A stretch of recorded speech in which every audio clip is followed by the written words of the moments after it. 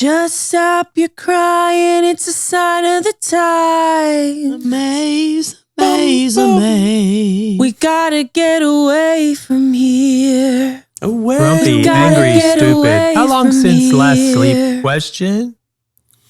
Grace. Just stop Rocky, your crying, save, it'll be all stars. right.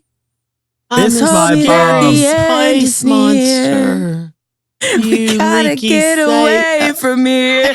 We do. I am You distraught. leaky space. We do need to get away from here. Oh, welcome to the best episode of the podcast, everybody.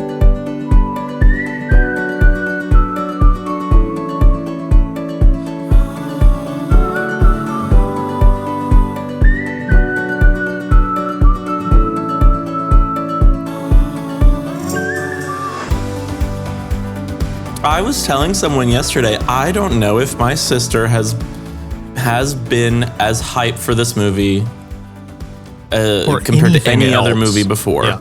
I don't remember your Harry Potter movie hype. She'd already seen it before we started doing this.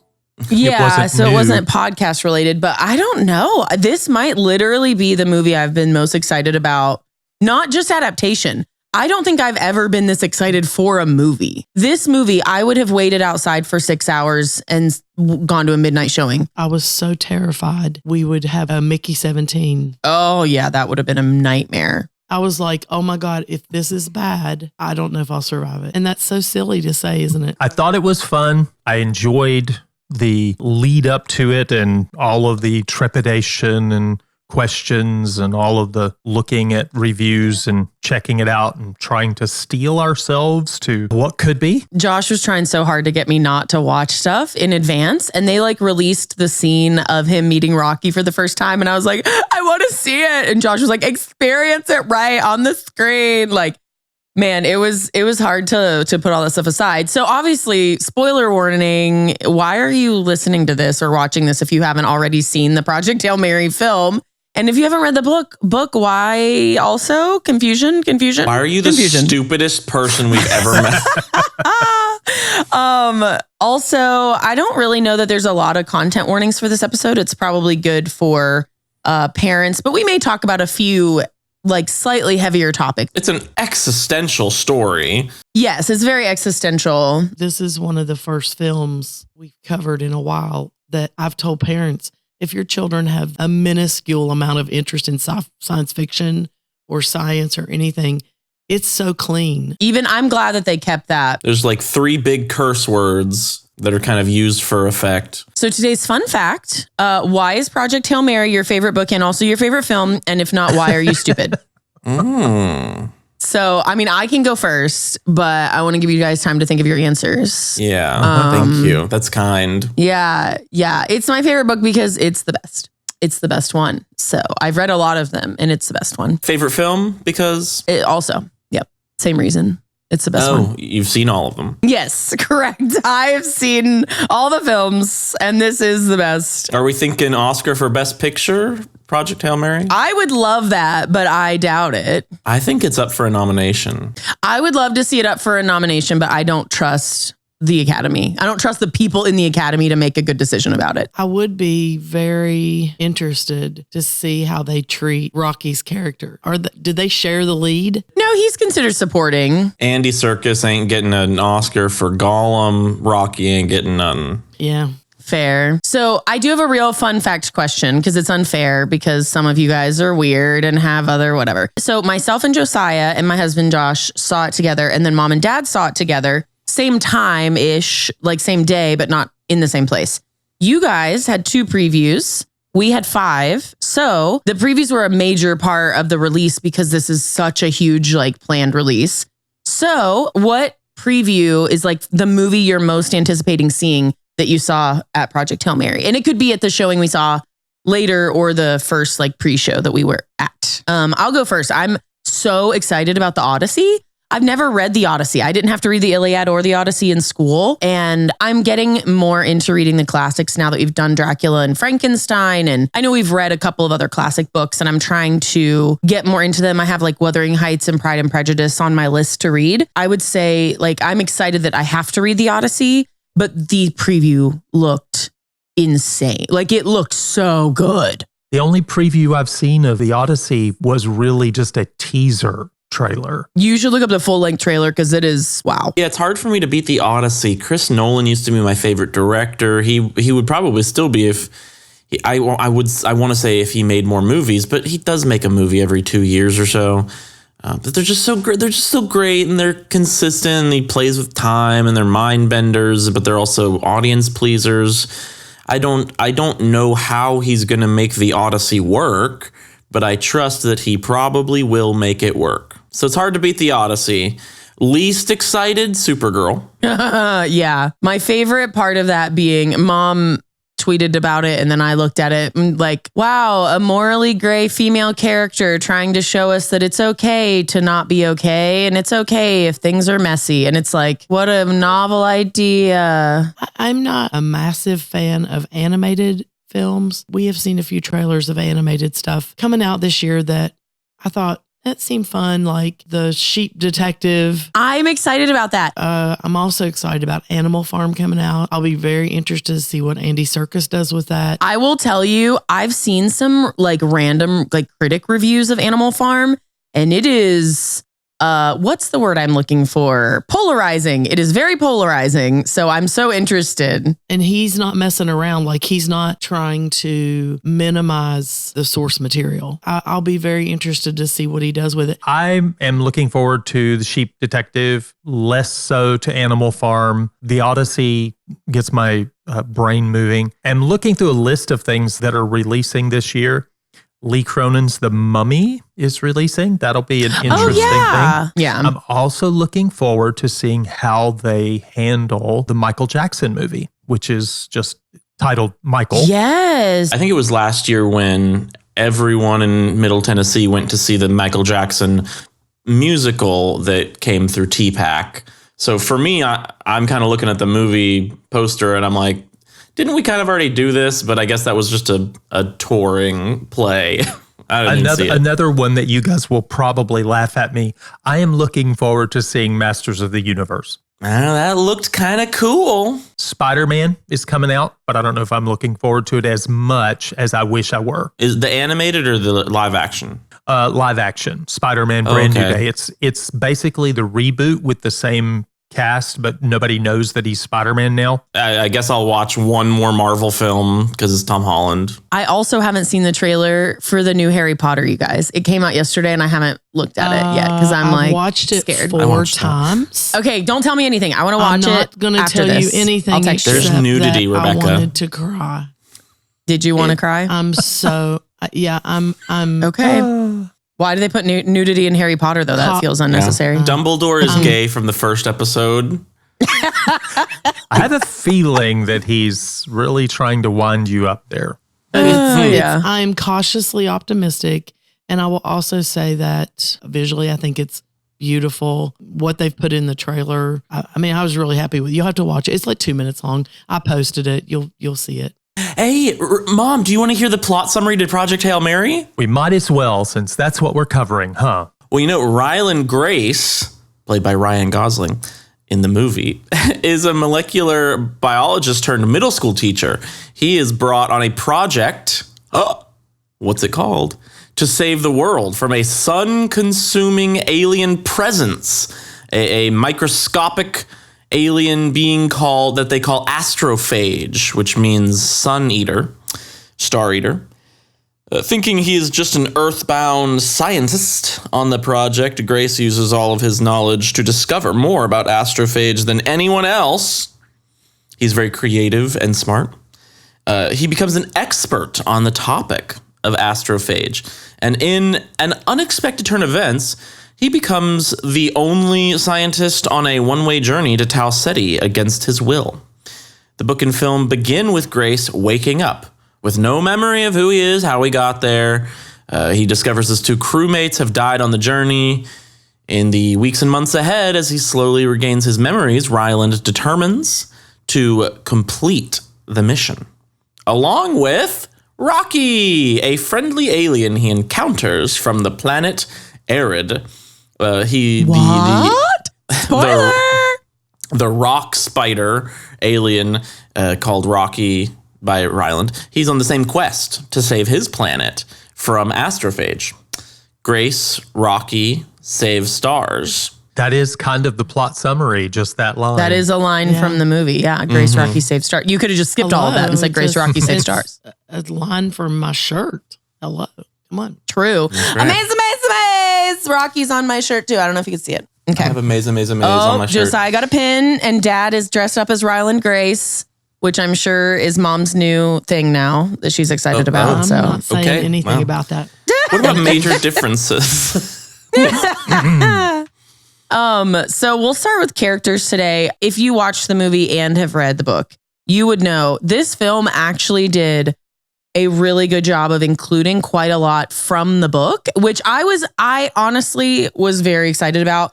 Andy Weir, the author, had a lot of say on set and was like very involved in the process. I saw him at an interview a year ago. I saw a video of him talking about how important for him it was to make sure that it was done faithfully. And I think that that's part of why The Martian also had worked as a film. So we are going to talk about differences. And I just want to like hear your thoughts now that you've seen it twice, had some time to digest it, all that. So first of all, let's start with Ryland Grace. He is the focus of the film, obviously, one of them. What did we think of Ryan Gosling's portrayal of Ryland Grace? I was very pleased that they did everything they could to make Ryan Gosling look like just a guy. And honestly, I think, unless I'm mistaken, I think in real life, Ryan Gosling is a pretty normal guy from everything I've seen from him.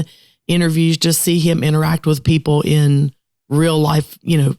And obviously, I've only seen him in interviews and television things, right? But I really thought that they captured a normal guy. I heard that Ryan Gosling's daughter commented that glasses made him look smart, just kind of in passing. And then Ryan was like, all right, well, we got to put glasses on me then. Oh, that's pretty cool. And I did think all the way through when Ryland would take off the glasses, hang them on one ear, and they would just hang under his chin. We found a little trivia that said he found out that people with glasses never do that, never hang their glasses below their chin, but they'd filmed so many scenes, they didn't want to reshoot it, so they kept it. Honestly, I loved it because it's not something anybody does. It ramped up the nerdy personality. Yeah, honestly, it was incredibly adorable. And so I am not complaining. He seemed to pull off a character that is unconcerned about relationships and other people and things like that. He seems to be just absorbed with the kids and with science. And so when he gets to thinking, it just doesn't matter. So the fact that he'd have to clean his glasses 20 times a day by putting them under his chin doesn't seem to bother him. He wears that old man cardigan and a shirt, which I believe is from the 80s. Well, I wanted to say, I thought it was cute. I didn't think about this until later. And I think somebody brought it up on maybe X that I noticed it, but I had never caught this. But apparently Andy Weir did it on purpose. Like his last name is Grace and the ship is the Hail Mary, and a common Catholic blessing or to ask for help is literally Hail Mary full of grace. And so before Rocky joins the ship, it is literally the Hail Mary full of grace. And so it was definitely a plea. And in the story, it worked out. So I think it's fun when writers do that, when they have quirky little things that they know and they may reveal to people, or people may say, oh, I recognized that. I think that's fun. Yeah. It's about depth. You know, we have Ryland Grace, but the secondary character of the movie is our lovable alien, cute little rock spider, horror monster with a sense of humor, Rocky. I think his name in his native language is... I think there's something like that. It's so long. It's very long. But I was wondering how you thought Rocky worked in the film versus the book. I have my own thoughts. I want to hear what you guys say first, though. I really enjoyed the fact that they used a practical puppet the vast majority of the time. I think it comes off as in the environment. Something about CG sometimes just looks fake. It's hard to make it look realistic enough. So the puppet was better, and I think that was really good. I really appreciated the voice actor. He did a great job. There was an appropriate amount of humor because, he's alien. But I also thought it was kind of cute that he was also a 9-year-old human boy. Is what it seemed like at times. Yes. Of course, he Who had been alive for 100 years. Yeah, he was young for his people's more age. than that. So yeah. I think that Rocky is like the part of the book and film that set this so far apart from like The Martian, because in The Martian, it's a similar story in that you have a man kind of alone in space or on another planet, I guess. But in Project Hail Mary, it's like you add this adorable relationship, this friendship that is the thing of legend, apparently. Like everybody on X cannot stop talking about how much they love it. And it's like, I love Rocky. I would die for Rocky. I would die for Rocky. Like the Inside Out reference. I loved him. I thought it was weird getting used to the new voice. I have seen a couple of people say, I wish that they just asked Ray Porter to voice the Rocky puppet in the film. And I kind of get that. Like, if I'm being honest, like I kind of get it. I don't hate the idea. But I adored him. I thought the guy that did it in the film was fantastic. The puppet was insanely believable. I thought there were like a couple of lines that I missed. The leaky space blob line was like my favorite one that they cut. And I thought that was probably the only one that I was like, oh, like that was so funny. And he didn't use it, even though Ryland does have this like crying scene. But the actor did a great job. I was obsessed, for sure. I also thought about the fact that with just a different setting, a different visual tone, how Rocky in another film could genuinely be a scary space monster. And if you think about it, just by giving him voice, creating the situation where he's playful, but also very intelligent in just a few setting changes, he could be in a horror movie. And I thought that was so interesting that they captured that and made you fall in love with this goofy little 5-armed rock with no face. And I also will say, we have friends. Oh, well, actually, even Josh was like this too, right? Why did they put Rocky in the trailers? It's very polarizing, to be honest. The whole conversation is very polarizing. Wouldn't it kind of just been Martian all over if you hadn't put him in the trailer and cast doubt about the movie, that it was just a copy? That was my first thought. The argument I saw that in my head made the most sense too was like, it's like saying that E.T.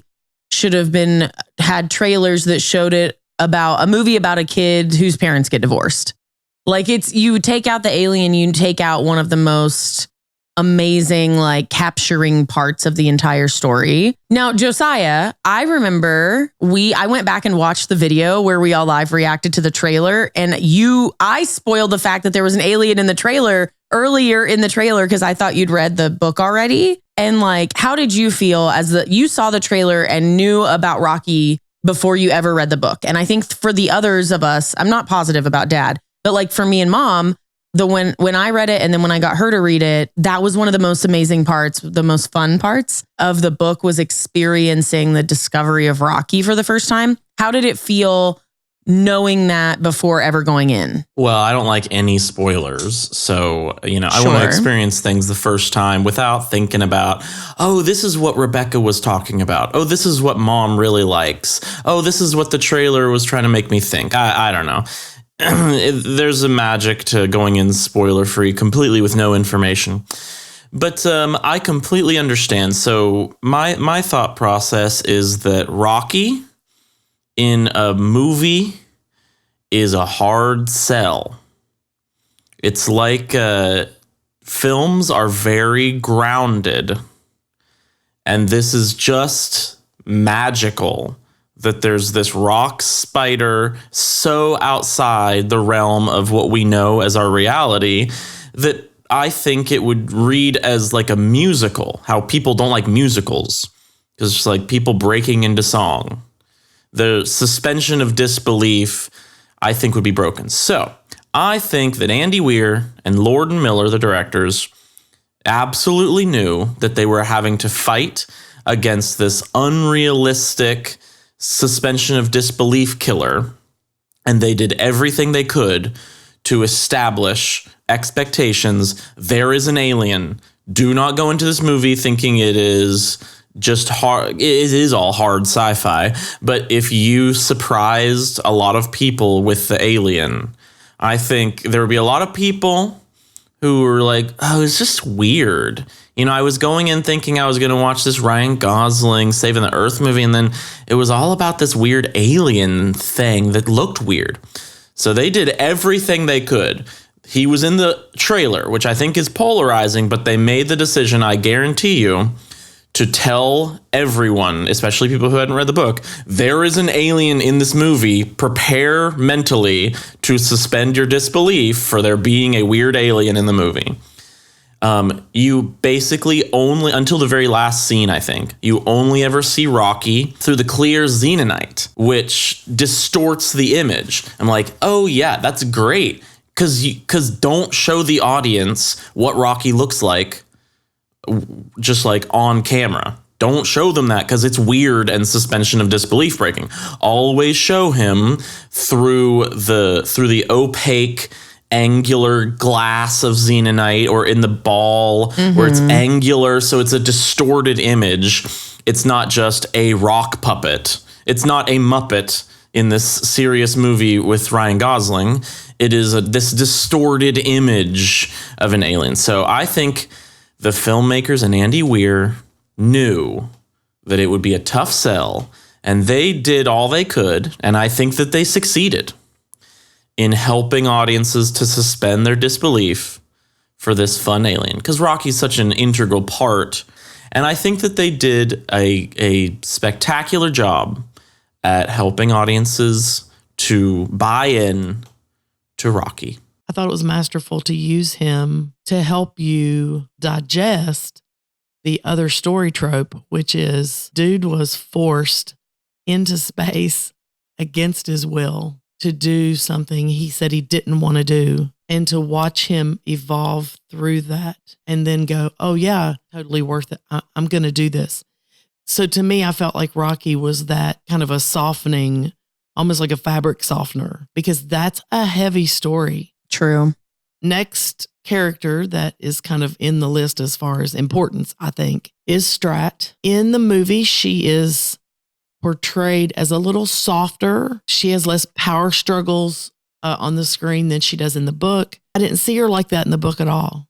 And you guys can tell me if you agree.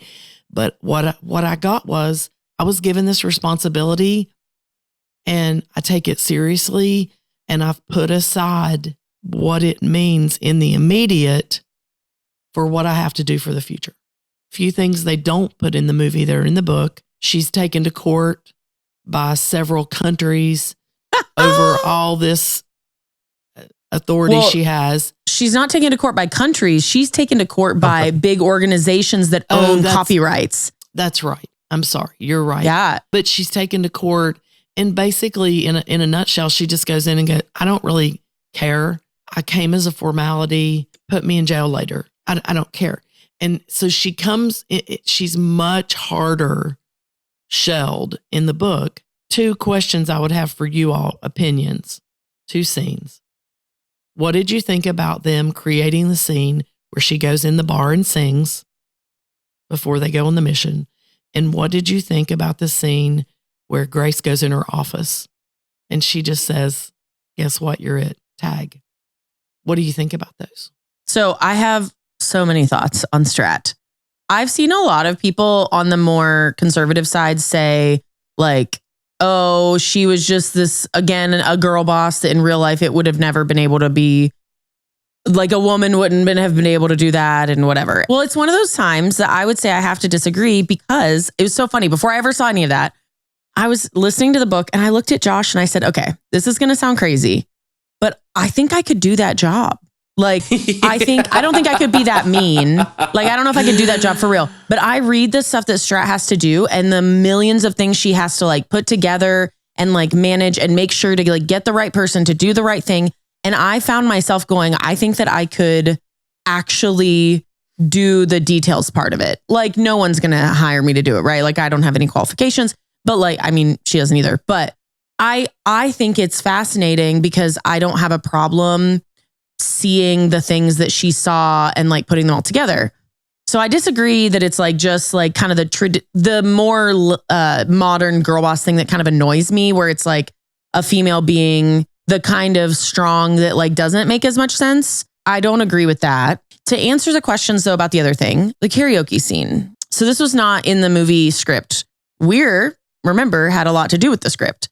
Ryan Gosling heard her singing and like encouraged her while they were filming this karaoke scene, like, just get up and do it, whatever. Well, it was like so hauntingly beautiful that they decided to film it they filmed it better for like its place in the film. And so she's the one that chose Sign of the Times by Harry Styles. And that ended up being obviously in the trailer and like a huge thing. And it's like a song that now I think people will associate with the film. I disliked it. And I disliked what they did with her and Grace near the end. Like, to answer those questions, like the Strat of the book worked partly because she was so detached from everything and everyone. She was the person making the most horrible decisions, and she was the only person that could make those decisions. And so humanizing her, I think actually weakened the strength of what her character was supposed to be. And then at the end, I thought it was okay, her telling Grace he had to go. I loved that in the book, she talked about how she was a history major. That's actually what her specialty in college was. And that she said throughout all of human history, until the last 200 years, the thing that wars were fought over, land was taken, like people literally spent their entire lives thinking about food. And none of us know that life, but it was reality. And like, I'm going to do everything possible to make sure that doesn't happen. I studied it extensively. And like, it was implied that like she was going to send Grace because she knew he was their best hope for the mission working. That again, it's like you create a more humanized character and like, that's fine. But let's be honest. First of all, it weakened that. Second of all, it made people think that she and Grace had like a like romantic tension, which even he said they did not intend to do. And somebody that I said that to online was like, yeah, but could Ryan Gosling have no chemistry with literally anyone he's standing next to? Like, that's impossible for him. But that's my big thoughts. I think it worked for me. It was a little weird, the chemistry between them. I got it because I read the book. I was like, I think I know what their relationship is. It's a complicated boss-employee, but also Ryland's trying to be friendly with her because that's just his personality. So for me, the Sign of the Times scene, to me, it serves as Ryan Gosling trying to get her to be more human. And that's her attempt. And she's like, if this is what you want me to do, then I will do it. And I don't think it's the best thing, but I will try it your way. That was what the scene was to me, was her trying it Ryland's way. So for me, it was a purposeful, it creates a character arc for Strat that wasn't necessarily in the book, where she's open to Ryland's way of doing things, that's more humanizing and more compassion-based, more about like keep people's spirits high, so that by the end of the movie, she rejects that and says, I don't have that luxury. I've said before, I look for like profound principle things in movies. Strat, to me, was a decent, not a perfect, there'll never be a perfect representation, but Strat was a decent representation of the decision that the father made to send the son. He could not look at what it cost him. He could not look at what it would mean for the son. She had to look at it and completely separate any circumstance, any contingency, because she was looking at a big picture that most people, and this was the realistic part of it. Most of us can't look at a big picture and say, I'll sacrifice this in deference to that. We can't do that. We can't do that. So that really made this even more compelling to me, to see her sing and try to be compassionate to his, maybe this will help him come along or whatever. I agree with you. I felt like it was, I'm trying, but ultimately this is what has to happen. I thought that Strat's portrayal with the karaoke was an attempt. I agree with a lot of what Josiah said about that, what it was supposed to represent.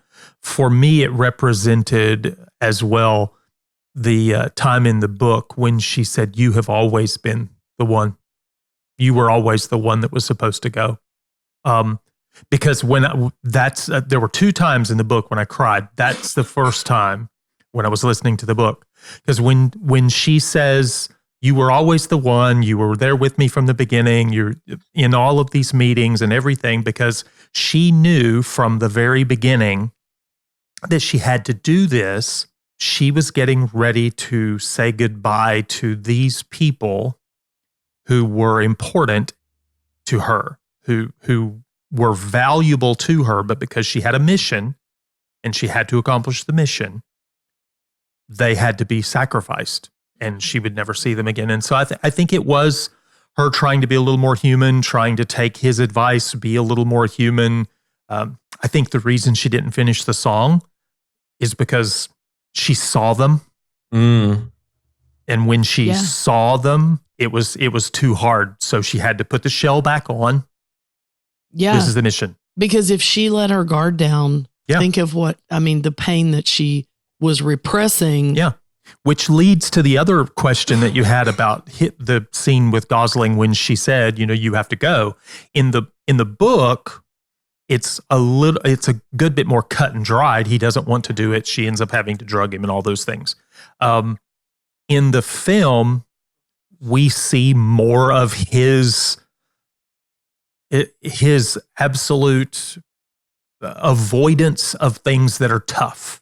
And I think that's a through theme for the whole thing. He has avoided things that are difficult constantly, including relationships and all that kind of stuff. When science got tough, he started teaching junior high kids, because he's big and, in their eyes and all those kinds of things. But you saw who he was. But for Strat, that was the moment where she said, it has to be. It has to be. Because she knew who he could be. Yeah. She believed that he would. If he was forced into the situation, he would rise.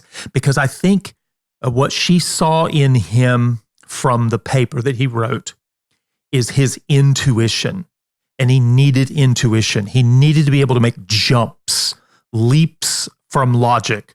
1 + 1 is this amazing thing when you add this other big leap.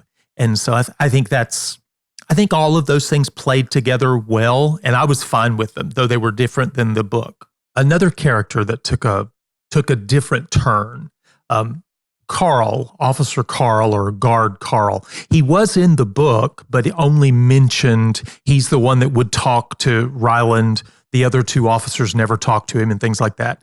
They took the opportunity in the film to give him a larger role right from the beginning. And I thought that was a good addition. It gave more humanity to some of the other characters. I actually loved this because I think it set you up to be excited for when he met Rocky, because he clearly was like a fun, goofy guy. Like he was somebody you'd like watching a friendship evolve, But also it humanized other people in a way that, the book did too, because it has so much more time to do it. But it humanized the other people in the Hail Mary project for me. It reminded me that like they were all just humans trying to figure out an impossible situation too. It wasn't just Ryland. And I think that was similar to like in his first scene with everybody else where they are introducing him to Project Hail Mary. They all go, "We don't know." And it's like all of a sudden, they're not just these like big people like in tall towers that are unachieved. You know what I mean? They're not like mysterious people. They're just human beings who Ryland is trying to save. Yeah. Yes. And also it exposes Ryland's creativity when he's trying to figure out, okay, I can't make it dark enough in the box. What do we do? And Carl's like, put it in another box. He just like, I don't know. He wasn't even trying to be scientific, but I thought that was a very clever addition for the film. But some of the great moments there with him, that, and then when he was like, Carl, we made a baby. I thought that was very clever. It's also foreshadowing of how he would work with Rocky. Together, they could make leaps of logic and things like that. Like I said, I did love how he met the crew. It felt way more human and way less weird, I guess, or like formal than in the book. I think the book used the crew or not the crew, but like the entire team to kind of be a contrast between how easy it was to work with Rocky in some ways. But in the movie, he has way fewer interactions with everybody else in the crew. And so you see a lot of them on screen. The ones that stuck out to me, Martin Dubois and Annie Shapiro. Okay, they were the science officers. They're the ones that were killed in the explosion. They were kind of cutesy, like next to each other in the karaoke scene. But that's the only time that it suggests that they have any sort of relationship. I thought that was really good show, not tell. That was something that didn't need to be discussed on screen. Ilyukna and Yao, it's interesting. Like I thought that they felt honored in the film, but you don't have all of these things where like he eventually starts remembering things about Ilyukna and like her penchants for vodka or like how serious Yao was and all that other stuff. I will say Yao is the one they added characterization to of those people. He was the one that gave Ryland the idea for one of what I think ended up being the theme of the film. Like one of the most important quotes was, you just have to find someone to be brave for, or whatever that quote was. And I thought that was good that they put that on screen because it said something that the book didn't have to say. You got it, but it's a lot harder on screen to do that. And so, yeah. What did we think about having fewer of those? I think it was fine. The movie was so long. It didn't feel long, but it was so long. You had to cut so much of it. It's crazy how much they cut from the book while keeping the spirit of the book alive. I found in the book, it was a little more of a minor twist for me. And they didn't get to do this in the movie. He barely did it in the book, but I thought it was kind of a minor twist, a knife in the gut for me, that by the time Ryland figures out how he got on the Project Hail Mary, and you kind of realize, oh, he literally didn't spend any time with Ilyukna and Yao knowing that they were going to be his shipmates. And so from the beginning of the book, he's kind of assumed, I bet that I was best friends with you guys. And then you figure out by the end, it's like, you basically didn't know them. They were people that were in a room with you. You didn't have a crew relationship with them. And for me, that was a minor twist in the larger twist of him being forced against his will on the Project Hail Mary. And it was barely in the book. It was kind of a me thing more than an Andy Weir thing that I liked. One of my complaints about the film, and it's a minor, is that he basically didn't react to the memory of how he got on the Project Hail Mary. And so if he's not going to react to that, he's definitely not going to react to Yao and Ilyukna, the realization of how much he actually knows them, which is not a lot. Their presence, I actually had a few things I had issue with the movie. One involved them. I felt like their choice of how they would want to die if the mission failed and they just needed to go. Or if the mission succeeded at the end, they or couldn't if get the back. mission succeeded, how they wanted to die. That was such a, not long, but such an interesting discussion in the book, and just how Grace took that. Wow, they thought about this and that's what they do. I'm glad they included it in the movie, so you saw that they had to make the decision, where they didn't include in The Martian, where they would have to pick one of them that would survive, even if it meant through cannibalism. I thought that was one of the most gripping parts of the book, and I get they didn't put it in the film. So they added this into into Hail Mary where they make the statement, oh, well, I'd want to die this way, but you only get hers. That was kind of glossed over for me. But the other thing was, I didn't like that they used her vodka and he got so drunk at the beginning of waking up on the ship. Mm-hmm. So I was like, that's kind of not who he is. I understood where they were going with it. They were trying to show you he was completely overwhelmed by this and didn't know what to do. And he found vodka, so he just got drunk. But that is disingenuous with Grace to me.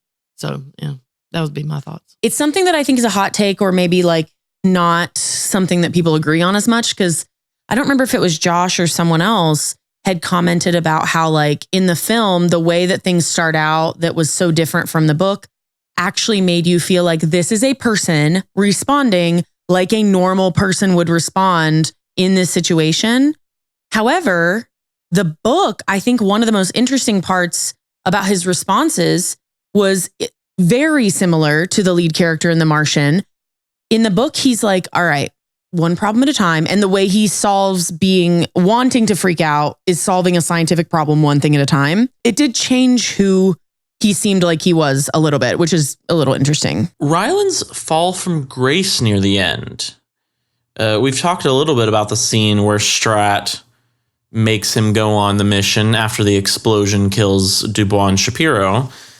And we talked a little bit about how it landed with audiences a bit funnily.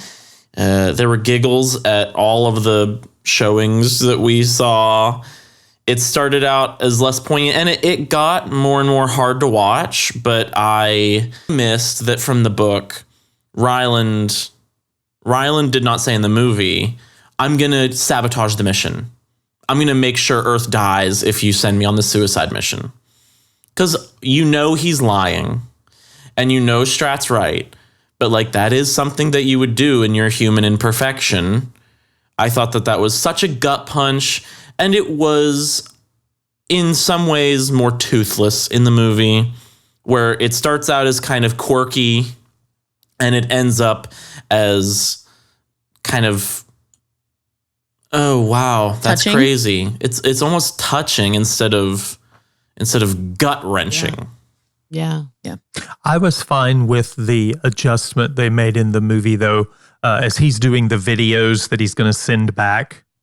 And he says, I really don't want Strat to know that she was right after all. But he I don't know. I agree so much with Josiah's take. In the book, he does not forgive her, makes a comment about sabotaging things, and then he literally never gets over it. He doesn't completely develop into his most mature version of himself. But when he's on Arid 15 years later, although in the movie they don't age him, he even makes a comment I'd like to go back to Strat and give her a piece of my mind. And I'm like, it actually is one of the things that Josiah's helped me see a little bit more, that it's okay to not see the on-screen character develop into completely perfect by the end.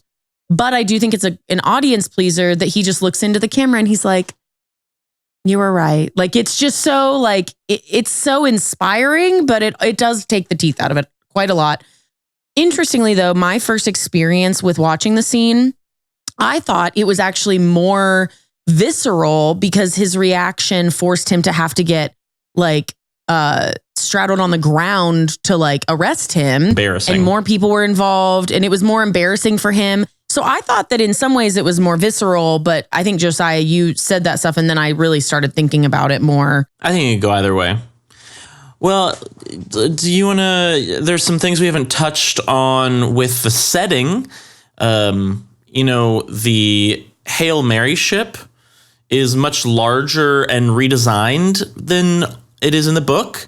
I thought... I'm 6 one way, half dozen the other on the mental health bay in the Project Hail Mary in the movie, where it's basically a holodeck. You can have shots of Earth. I feel like Strat would not have allowed that to be a thing, because the plan is for them to be in a coma until they come alive around Tau Ceti. So I feel like the mental health bay was basically a waste of space and a waste of fuel. It made for good movie scenes and good shots of him showing Rocky what Earth looked like and stuff like that. But I do think it worked against what Strat would have allowed on the ship. I thought it was similar to the fact that the part of the court case was she was including all the things that had been copyrighted or whatever, video games, every kind of thing. I thought she had included everything she could because there's no telling what would be required for them to come up with a solution when they get there. So I kind of saw the health bay as that, they're going in and they're sitting by the ocean thinking, and suddenly, oh yeah, that's it. I felt like it fit, but that's a little different. It worked for the movie. It was beautiful. Like it made so many good visual shots. For the non-book reading audience, especially, it softened up the hard science part, I think. Even though I've read the book and I love it, I'm a sucker for the emotional pull, right? If it hadn't been in there, would it have ruined it? No. But the visual, using those visuals, I thought was pretty cool, and showing Rocky. But then what were you showing him he doesn't see? He has that special screen that shows him texture. But just to be clear, in the book and I think in the movie, can we confirm that Rocky does not see color differences? Yeah, they showed it that he was seeing in monochrome, because they showed a few times where you see what he sees. And is there anything in the book saying there are different textures for different colors? No, you just see it work where it's like things look textured on the little snatches you get of his screen. One of the things that I did not notice, but apparently the original ship design is shown on screen during Grace's first introduction to the Hail Mary project. Like the original ship design from the book? So the design They from the book, redesigned by the for way, the movie. yes, I don't know how I feel about the redesign for the movie still. I'm still, It was huge, and I think that the ship being small was interesting in the book, but the ship design in the book is one of the least scientifically accurate parts that people have had consistent problems with since the book came out. Well, maybe they fixed that. They did. It seems like it's actually, apparently the way that it was designed in this would be much more sensible for the centrifuge to design, even though they had it where it released the cables and turned the piece, all that they kept. But the way that the movie ship is designed supposedly is more scientifically accurate to how that would have worked. Did you guys notice the original ship design? I saw a tweet about it before I saw the movie. That's why I was looking for it. It is very brief. It's in that first meeting where he's introduced to Project Hail Mary. Strat's showing him those slides, and it's on one of the slides as one of the graphics on the slides. The short scene where Grace was trying to get away from Rocky when he first sees the ship, and then they go, I thought that was a great addition. It was short. It was funny to watch Grace pull forward and then Rocky go and pull his ship forward, and Grace would go. He would jump a couple of times and Rocky's ship would jump. Yeah. I did think that was a short insertion, not like the big sweeping visuals you get in some of the Star Trek movies of the outer ship. They used that concept in a funny way to kind of explain even more of what Rocky was doing and what they were capable of. I think that was paramount, the comedy of that scene, to establish for an audience, especially who had not read the book, what to expect, because they were about to see alien encounter. Is this scary? And so it was important, and Yes, I think he's the scared. directors succeeded at establishing before you see Rocky, this is funny, this is cute. Do not think this is scary. Rocky is cute and funny. I also noticed the second time I saw it, speaking of that mental health bay thing. So, there's a part where Grace is sitting on the beach and it looks like his hair's moving in the wind. And he actually is seeing this person walk toward him. And then they zoom out and it's the mental health bay and he's on the beach. That ocean and beach is the exact same beach that the Iridians rebuilt for him at the end. And I thought that was a felt cool like it thing because you was. don't really notice it the first time. That's appropriate. Yeah, I thought that it probably was because that was the model that they took it from. I was sitting next to Rebekah during the screening, so she knows. I try not to be cliche about these sort of things, but whenever they went to Planet Adrian, that Rocky named after his mate, And Ryland gave it the nickname of Adrian, which is Rocky Balboa's mate. They go to planet Adrian, and it is this psychedelic visual feast for the eyes, completely in keeping with the spectacular, retro, futuristic color grading of the entire film. It's a great continuation of that color scheme and funky kind of vibe. You know, Dad's wearing a shirt right now that Ryland would have been wearing that's very 70s, 80s. It's like, this takes place, you know, in the 2010s, 2020s, but a lot of the colors and the design feels retrofuturistic. Planet Adrian continues that aesthetic, but in a completely alien sort of way, as if to say, this is how aliens would view the 70s and 80s. I thought it was a beautiful rendition of Planet Adrian. That's clever. You responded verbally when it came on the screen. You like gasped, and I loved that. Like I love when movies make people respond, because I'm like, oh, if I was the person that made that movie, I probably would have agreed like that would have been a moment I would have been excited about. Like if I had designed the way Adrian looked and I heard you respond, like that's exactly how I imagine I would want someone to respond. Well, just doing the kind of design I do for PowerPoints and things like that, I work way too long to find exactly the right picture or exactly the right thing because I want it to convey something. I want people to feel something or get an impression, even if it's not overt. And so, yeah, that would be awesome to think, yes, I did that. That's exactly what I was hoping for. This seems like an impossible thing, but there were supposedly no green screens used in the entire movie.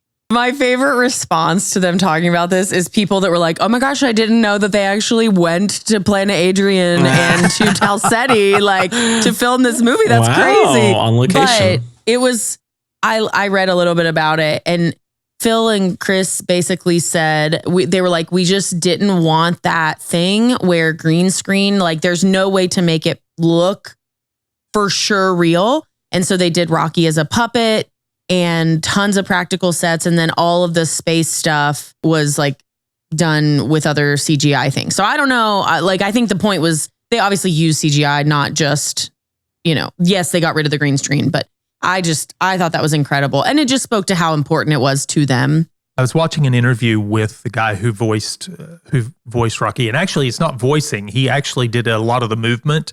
Obviously he's only got two hands, so he had some additional people doing other movement. But he said the only time that it's not practical is when Rocky is in the little ball bouncing around places. That's CG'd inside the ball. Well, the timeline of the film is compressed. It seems compressed, at least. Rocky and Grace were together for multiple months, and Grace's attempted return to Earth was like 4 months long by the time he got back to Rocky, after he makes the ultimate decision to save Rocky or go home.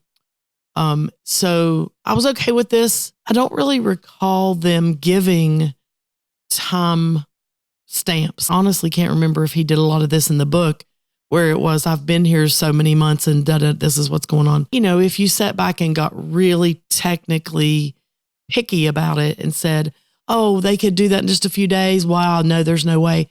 I didn't really get that from it. I felt like they did a great job of showing the progression of, one, what they were discovering, two, how they were growing in their relationship as well. One of my favorite little additions to the film, just a very short piece where Grace is like, he has incredible hearing. Oh, I loved that. Who Grace talking to? You can't hear that. I hear that. You said he can't hear that. And that was great. And then it was super, I thought it was wise writing. And then when he takes the camera and goes, look how far away he is, and he takes you around the corner, I just felt like I was connecting with Ryland right at that moment. And they accomplished similar things in The Martian. And so I was really glad to see additions like that in the book wouldn't have worked the same, right? It wouldn't have been visually as easy to see. But when you saw there, I thought it was a really cute addition that took maybe, what was that scene, 45 seconds or a minute long. It felt like it encapsulated a lot of their relationship in the book. So I appreciated that because you got the vibe of it without having to watch it over and over. I thought that the video stuff, including that, was actually the way that they helped you realize that time had passed. Because he made videos a number of different times. And it's like, okay, he didn't make one, a video every hour. So we know here's a way to show, not tell, time is passing. So they may have compressed the timeline, but it seems like they gave us clues as to, this is taking a while. We're sciencing and then we're doing a video, and we're sciencing and then we're doing video. We see little snippets of that. So I thought that was their way of helping us to know this is stretched out. We're skipping. We're jumping. I did not love how they did the music. There were a lot of good scenes that had good music. I liked how they used silence in a few places that I thought was good. The second time I noticed it the most, and so I'll probably, now that I've seen it a couple times, it's like I've experienced it as fine. I wanted moments in the movie where I could just cheer and freak out and be so excited. The music was done in a way that doesn't allow for that, because it was either a silent moment where it felt like you'd be disrupting the crowd, or the music ended up feeling like cheerful and almost like animation music rather than like epic, like thematic, like this is a huge moment kind of music. And so that bothered me. Because I wanted to like be more active in the theater, but the film almost felt like they intentionally had moments where it was so like sweet and inspirational and touching at times where I was like, oh, I wanted this to be like, not that. I wanted it to feel like epic moment. So what did you guys think of the music? Am I in the minority here? For me, the music in general in films, if I don't notice the music, it's appropriate for what's being conveyed. There are times when I listen to the music in a film and it's like, that just helped build that, and I pay attention to it, but I didn't notice it, as in it kind of jumped out or stood out oddly. So for me, if I don't notice, it's appropriate. There's nothing jarring about it, but I do notice sometimes that it adds. In this film, I didn't pay any attention to the music. I heard some of the people that we watched it with the second time say, oh, the music, some of the music was jarring. It was wrong at particular times and did this, that, and the other. And that was the second time I'd seen it. So I haven't seen it again with that in mind. But for me, it didn't stick out. So I didn't think it was inappropriate. I live for a good soundtrack. I've read a lot of disparaging thoughts about the music. I agree with you, Rebekah, about a few times when I was thinking, this is massive. And I think around the time that he climbed the wall, I think that might have played some into that scene. But at the same time, I liked the music they used. Like, I enjoyed the music. Did I think everyone fit in with every scene? Maybe not. But I did like the variety. I love the fact that it was varied across all kinds of genres of music. And so I almost have a love-hate relationship with it, because I felt like there were some times where the music did distract from the seriousness of what was going on. But at the same time, I liked the pieces of music. For me, it was like hopeful Hans Zimmer to me. It was too loud at times. Chris Nolan, whether he works with Hans Zimmer or a Hans Zimmer lookalike that he's trained up to be like Hans Zimmer, there are just so many moments in Chris Nolan films that are too loud, and they're very overwhelming. Those are my favorite moments.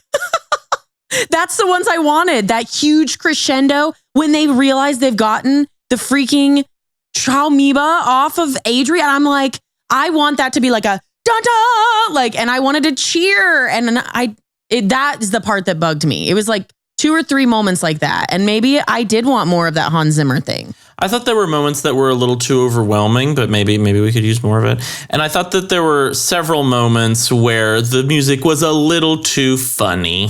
All right, we move on to plot timeline. The first sections regarding his adjustment to the ship are truncated. If I had to pick one massive complaint I had, the first part of the book, what drew me to listen to the rest of the book and not be able to put it down was the whole struggle that Ryland had.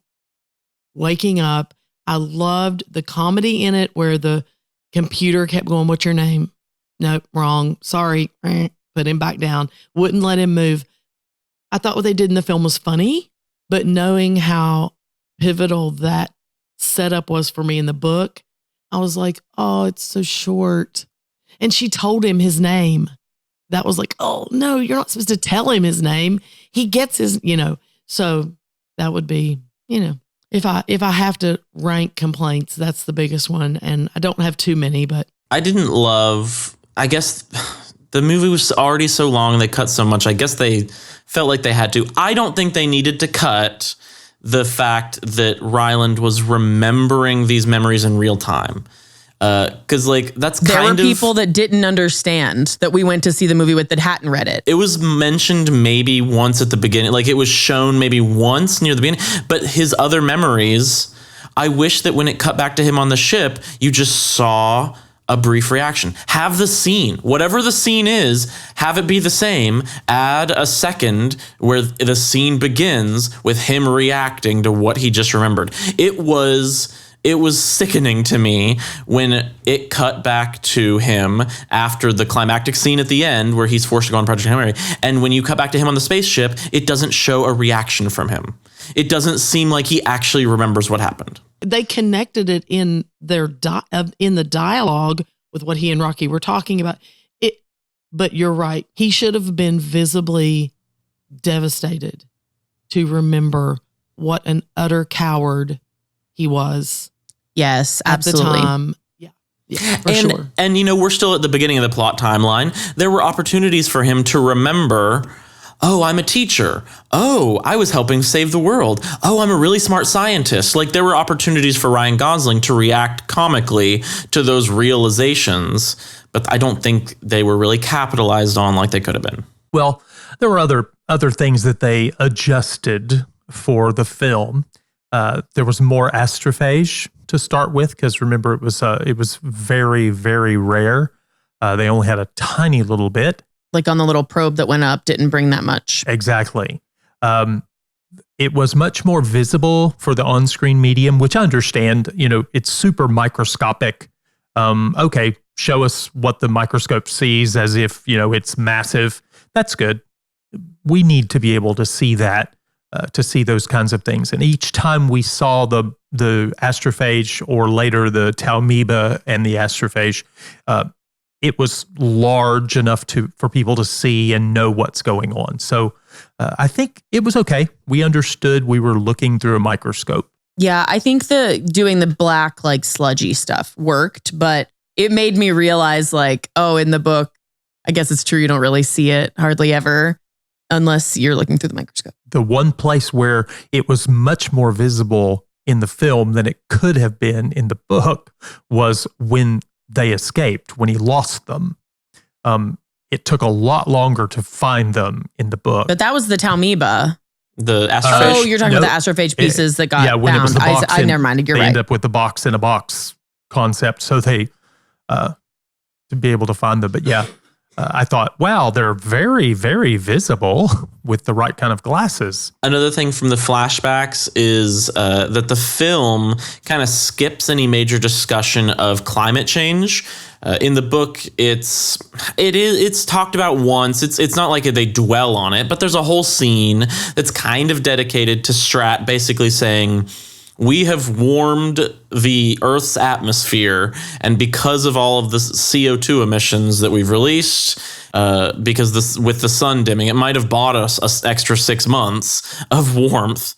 But in order to release even more CO2 in the atmosphere, just to show the lengths that Strat is willing to go to, she's like, I have decided with a few other people, we're going to nuke Antarctica to force more CO2 into the atmosphere and to melt the glaciers and stuff like that. In the book, it's clear that they're trying to extend the time because it will take a certain amount of time to get there. It will take a certain amount of time to get the things back, and then they have to begin to utilize them. It has to take 23 years. We need for humanity to survive. And so I think the Strat's goal is let's do 30 years because it'll take us a while to implement the solutions even once we get the There beetles are back. millions of ways that everything can fall apart. Yeah.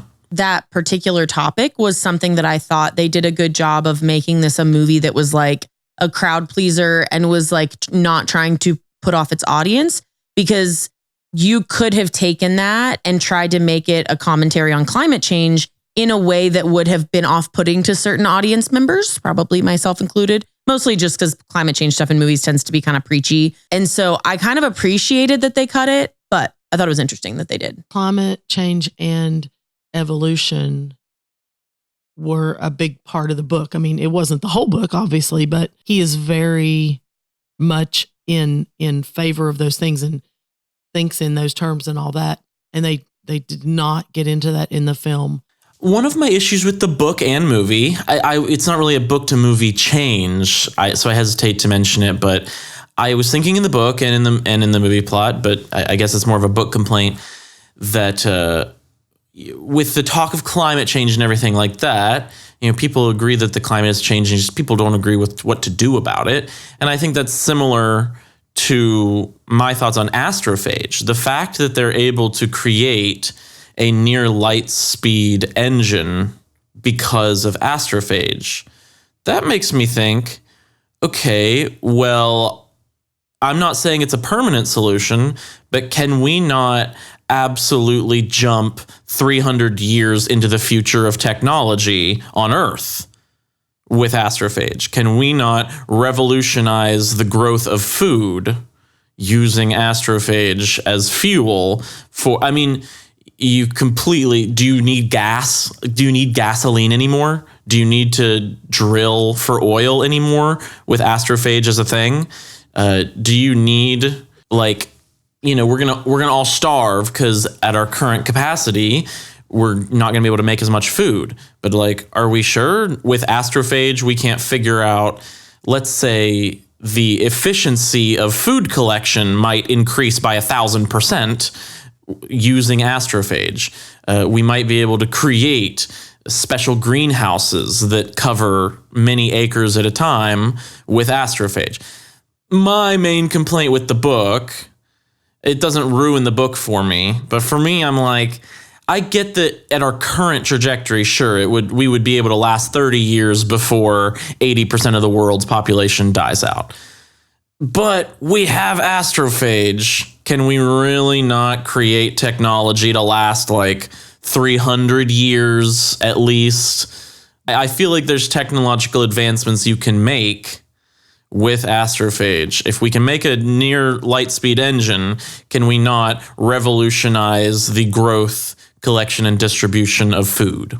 I thought that the book did give hints to that it was, they could do this, they could do that. And so, of course, we're trying to destroy it at the sun, but it has lots of other uses. I hadn't really made the leap so in the time while we're trying to find out an answer to this, we're utilizing it and discover more things that can be utilized. Support. That makes sense. It's kind of related to a lot of these things they do. One thing that was actually a pretty long thing in the book that got cut that I didn't remember until someone else brought it up was in the book, they pave the Sahara Desert in order to create as much astrophage as they need. They put solar panels on it or whatever. And so they have to destroy a big part of the Sahara, which is where there were conversations with one of the climate scientists on the project in the book and all this stuff. Anyway, they literally had to pave the whole thing, and it came up with this super random, like interesting thing with a guy in the plot named Robert Riddell. They had to get this guy out of prison who had committed crimes that he got sent to prison for, and it was kind of unfair. He wasn't really responsible for the deaths of the people he was accused of being responsible for. Like, it was an interesting, like, there's a lot of interesting. He was super sketch, yes. But Robert Riddell wasn't in the film at all. You don't hear anything about paving the Sahara. It's never brought up and mentioned. And that's one of the things where they don't show you on screen, where Strat like could just flex her control muscles, and she's the one that got him out of prison for life in like Australia or New Zealand. It was in New Zealand. That kind of leads to the fact that a lot of the science was shortened or left out. There's a lot of science in the book. There's the stuff, they pave the Sahara to get enough energy to make more astrophage. They have to destroy parts of Antarctica to get CO2 to release into the atmosphere. He goes through lots of different scientific things, and they shorten all of that. There were the Talmiba escaped, and he was learning things about them, and there's lots of science that's left out. It is science fiction that is based heavily in science fact and some extrapolation. For an audience of the book, that works. It's easier. For the audience of a film, that would bog it down terribly. So I think that's kind of a necessary cutting out things and kind of making it seem like they got from A to Z more quickly than they did. There were a lot of things they cut. There was one that stuck with me from the book, is when he figures out that on the ship at the beginning is at 1.5 Gs. And he's like, the gravity's wrong. And it's a great mystery that he solves through science. It shows his character. And it's fun. I can imagine Ryan Gosling figuring this out in a 60-minute scene and it being a fun little thing. Sets up the science, sets up his character, sets up the funny, sets up the mystery. The grace of the film doesn't seem as intuitive as the grace of the book. He's not as smart. Like, I think that was a problem. Like, they tried, but putting in some of the personality, as much as I love Ryan Gosling, and obviously this is a minor complaint, they did definitely remove some of the personality from it in a way that I didn't love, or they added personality and took away some of his intelligence. I will say, huge, massive miss. This is the worst thing they did in the whole movie. His muscle control is still coming back. He sees these science machines and starts calling them out. They're things that the average person would never have heard of. They're like super complex things, right? And he goes, am I smart? And he's supposed to be saying, am I smart? And it's like the first time, because in the book, he does realize like he knows what things are called. And then he's like, I feel like that's interesting that I know that that's called that. And because he said it, the rest of his body was working. It was like just his lips. And I was like, couldn't you show this where he's like stumbling a lot? And he says, am I smart? Like, you should be able to hear that line. It literally was so confusing. And then I just think that I agree with Josiah, the gravity thing being missing drove me nuts. Like, I thought that was such an interesting little thing. Mom said this, I think already. I didn't like that they like added him getting drunk on vodka, and they could have, honestly, he didn't do that in the book. And I think it was better. I think it was better that he just started working. And I think you could have made some of those interesting. His coping is science and figuring out puzzles, not drinking. Yeah. Another plot timeline change that I go back and forth on whether I like or don't like it. Grace's attempts to save Rocky while he's out. Like, they have the accident toward the end, and Grace is passed out for a time. He comes to, Rocky's there. He realizes Rocky's left his ball, and in the book, he goes through this trial and error where, okay, okay, I'll do this. There's all this black stuff in him, and he's all this, and he tries to expel it from him. And then later Rocky comes to, and it's kind of a comical thing in the book where Rocky's like, you nearly killed me, Grace.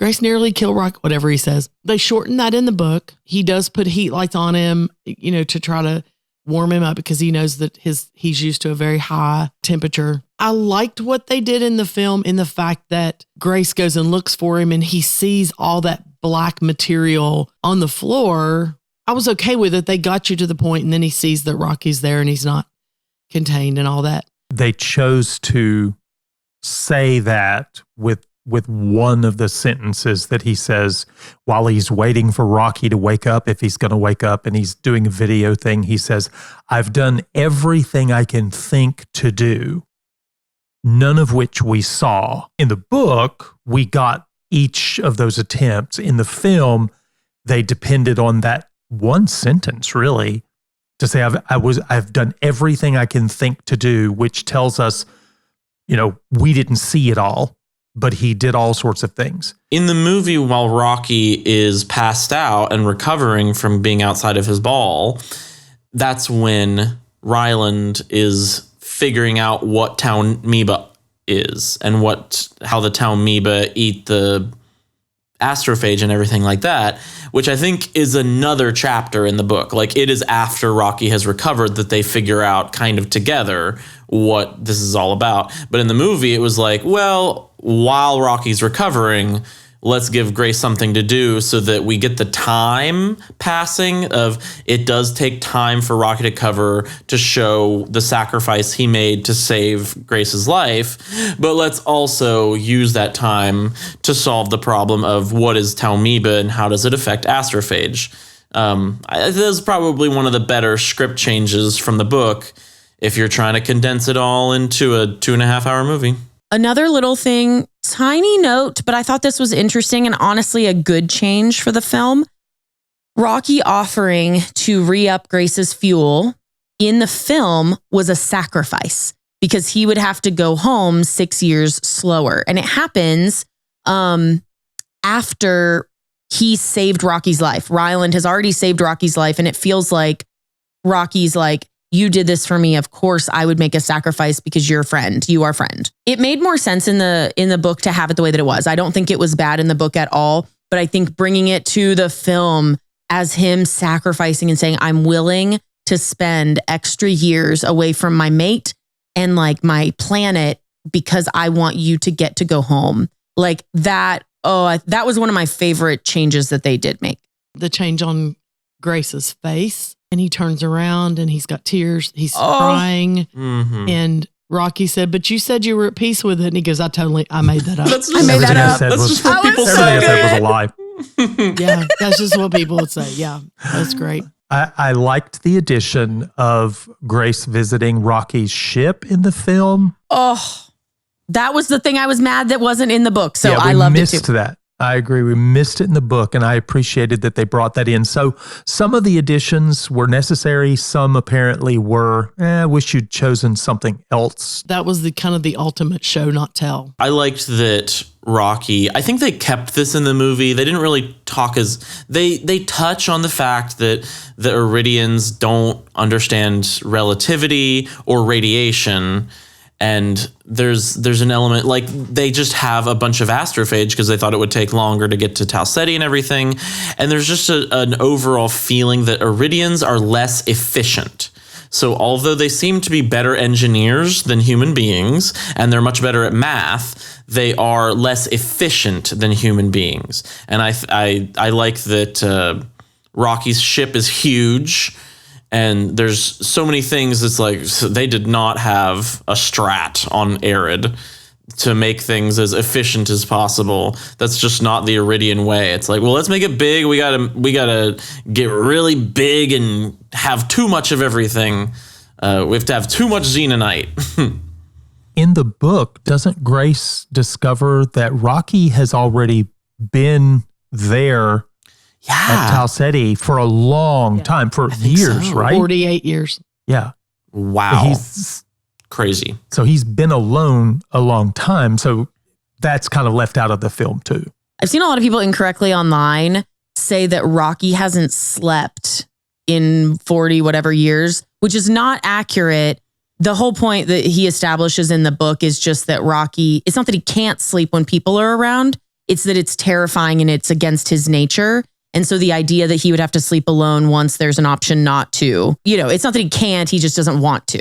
If there's some kind of an attack or some kind of a predator of any type, he wouldn't be able to wake himself up. Like human beings, a noise startles us, wakes us up. Correct. That's not and he the is same literally for him. paralyzed. Right. Yeah. I mean, he can't choose when to go to sleep. So, yeah, he's gone to sleep. It's just been a night terror after night terror for him. The end of the flashbacks, we've talked about Grace's, like, quote unquote, arrest at the end of the film where he's forced to go on the Project Hail Mary. We've talked a lot about that. It's a little more public in the film. There's more people involved. It's not just him and Strat. He escapes the room that he and Strat are in with the guards chasing him. Officer Carl isn't one of the ones that arrests him, is he?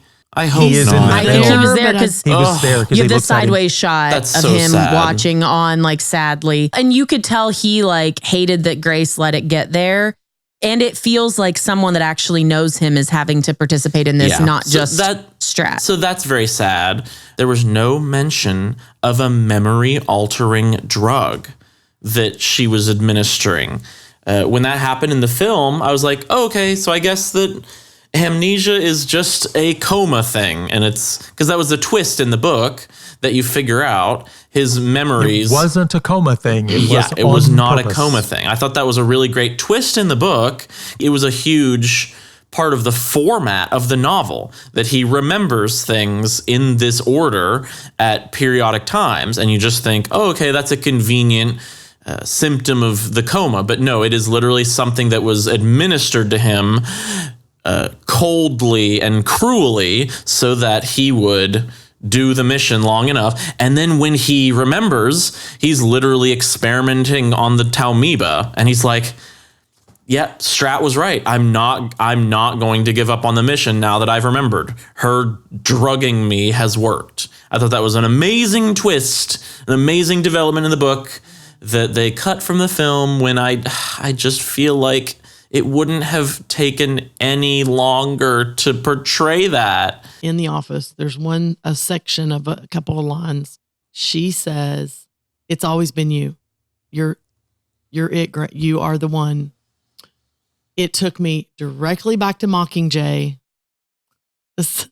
where one of my least favorite scenes, because I didn't think they handled it well, where Plutarch says, "It's always been you. It's been our plan the whole time to get you out. You are the Mockingjay. This is the mission. We're going." I thought that in that movie, it didn't work for me. And in this movie, when she said it, I had such a weird reaction to it. Like, did Philip Seymour Hoffman come back from the dead and tell them to write it like that? It's you, Grace. And because of them shortening the part of all this from the book, maybe that's why it hit me that way. But I was just like, and it didn't ruin the movie for me, obviously, but all of that part of the story, I'm not an editor or a screenplay writer or a director. So I've not lived in that world. And so to make those decisions, I can't say they were bad for me. It was a bad decision or good. It's just how it affected me through this whole part of the story of his arrest and her talking to him. And, but on the same token, I loved the part that they left the part in where he said, I'm a teacher. I need to be with the kids. And that is pretty close to the book where she said, quit pretending it's about the kids, Grace. It's about you. Yeah. It's selfish. And I'm sorry, you're it. We also see Strat at the end when they receive some of what Grace sends back in the Beatles. She's on a ship. They're sailing through ice. I thought this was a big win. They aged her appropriately. She wasn't ancient, but you could tell there was, years had passed. But that's not in the book, right? No, you don't see get that. her perspective. All you get is Rocky telling Grace that their scientists see that his sun is back to its full heat. For me, I like the fact that they gave you that few seconds. Going back, you see, okay, Earth's going to make it. I missed it in the book. I was sad. I had a desire for a shot of Earth to see that they were going to make it. And, Rocky mentions it and I was like, okay, I guess that's all I get. But it was nice to check back in with Strat in the movie. I think you were in the majority. I've heard that from a lot of people who were like, that was one thing in the book that was hard. And it makes sense first person. I understand that the only thing he gets is that like the sun is no longer dim and it looks like activity on Earth has picked back up in as much as I could tell. But yeah, I agree with you. Also, little Easter egg for people who would know this somehow. Old Strat, when you go back to her, has a tattoo that she did not have earlier in the movie in that last scene of a V with a line through it. And it means I've been in French prison for life. It's like a tattoo that means something. I don't know where that reference comes from, but it suggests that she was potentially in prison. Yeah, I think the V stands for la vie, V-I-E, as in life in French, and the line through it means without parole. I'm not clear if that's a tattoo that you get in French prison or that maybe she got when she broke now out. That she's out? Yes, one of the directors explained, Chris Miller was like, Andy Weir thought that Strat had gone to prison without parole, which is set up in the book, but then had broken out of prison from her connections and then was sort of on the lam, still trying to save the world, which for me, that helps explain why she was in the icy Antarctic. Because for me, I'm thinking, where is she supposed to be? Are we supposed to believe like this icy glacier is off the coast of Florida? Like it's not going to be a glacier in Florida. It's just going to be harder to grow food. It's going to be much harder to grow food than we compared to how we do it now. It's not that the entire ice is going to be overlaid with a glacier.